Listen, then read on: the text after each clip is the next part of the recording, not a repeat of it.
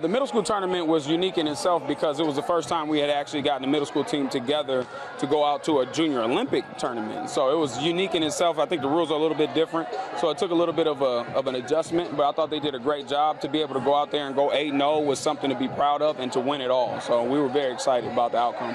They do. I mean, the execution, they're undefeated on the first day. Were you guys surprised by it? Were they surprised by it? Not at all. We weren't surprised, and we've always instilled in them that they can do anything. There's nobody out there that they can't beat. In fact, we tell them, we have a phrase, we tell them who's going to beat us, and it's us.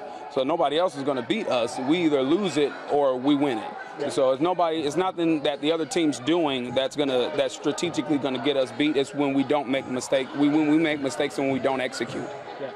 The confidence is there, but obviously you played Wade, you played Boone, and obviously, I mean, maybe wide-eyed, a little bit of. Right. I mean, how do they handle that? They did a great job. Now, typically in the years past, Boone has always been one of our rivals. I mean, they're another team in the Midwest that has a lot of success like we do. A lot of things that we do, they've tended to kind of carry on and do some of the same things. And sometimes we see things that they do that we admire, and we might implement them on our end as well.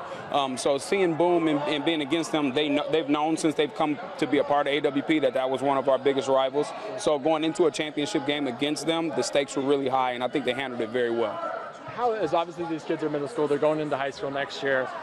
They reached this level, but you can see another level for these kids. How exciting is it for you to see them reach this, but also see where they can get to? The ceiling is really high, and that's a good thing. And we teach this thing all the time about potential. And so I have a saying, I say potential is like a gallon of milk. You say either you can nurture it, freeze it, put it in the refrigerator, make sure it stays cold, or you leave it out on a countertop and it expires early.